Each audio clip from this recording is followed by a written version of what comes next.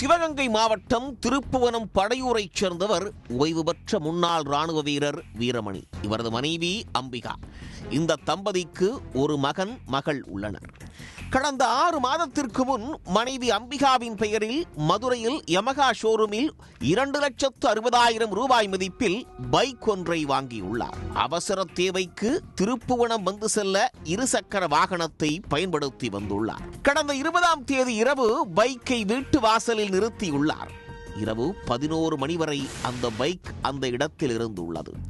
காலை 5 மணிக்கு எழுந்து பார்த்தபோது பைக் காணாமல் மாயமாகி இருந்துள்ளது. பதறிப்போய் பல இடங்களில் தேடியும் பைக் கிடைக்காததால் 21ஆம் தேதி திருப்புவனம் காவல் நிலையத்தில் புகார் அளித்துள்ளார். புகாரை அடுத்து போலீசாரும் தீவிரமாக தேடியிருக்கின்றனர். அந்த பகுதியில் உள்ள சிசிடிவி காட்சிகளையும் சேகரித்திருக்கின்றனர். ஆனால் பைக் குறித்து எந்த தகவலும் துப்பும் கிடைக்கவில்லை. கவலையோடு இருந்த வீரமணிக்கு நேற்று இரவு இன்ப அதிர்ச்சி காத்திருந்தது. பைக் திருடப்பட்ட அதே பகுதியிலேயே நின்றிருக்கிறது. அதில் ஒரு கடிதமும் இருந்துள்ளது. அவசர பணிக்காக பைக்கை திருடியதாகவும் அந்த பைக்கில் 450 கிலோமீட்டர் சென்றுவிட்டு திரும்பியதாகவும் குறிப்பிடப்பட்டுள்ளது.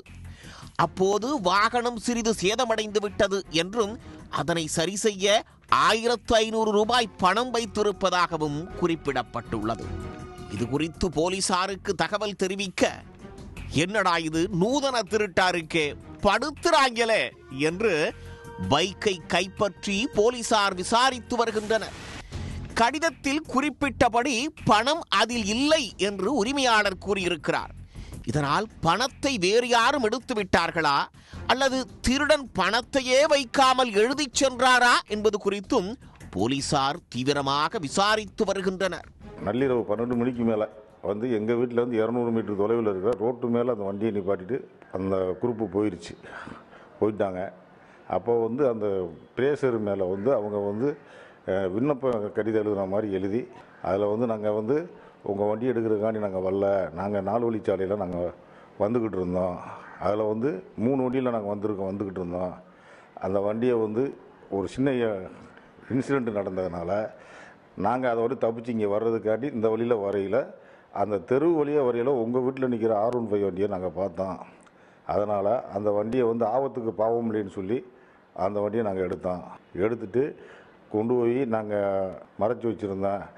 இப்போ கொஞ்சம் போலீஸ்காரன் அது காவல்துறை வந்து கொஞ்சம் சின்சியராக தகவல் சேகரிக்கவும் அதனால் வந்து நாங்கள் வந்து வண்டியை பூரா கிழித்து எல்லாம் பண்ணினதுனால அந்த வண்டிக்கு சேதார செலவுக்கு மாதிரி நாங்கள் ஒரு 1,500 ரூபா வச்சுட்டு போகிறோம்னு சொல்லி எழுதியிருந்தேன். ஆனால் அதில் வந்து எந்த காசும் இல்லை.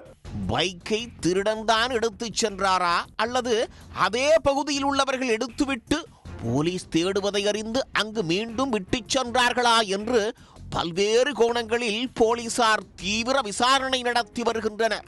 திருடிய பைக்கை நல்ல உள்ளம் கொண்ட திருடன் மீண்டும் அதே இடத்தில் கொண்டு வந்து வைத்துவிட்டு சென்ற சம்பவம் சிவகங்கை பகுதியில் பெரும் பேசுபொருளாகியுள்ளது. உடனுக்குடன் செய்திகளை தெரிந்து கொள்ள சன் நியூஸ் பெல் ஐகானை கிளிக் பண்ணுங்க.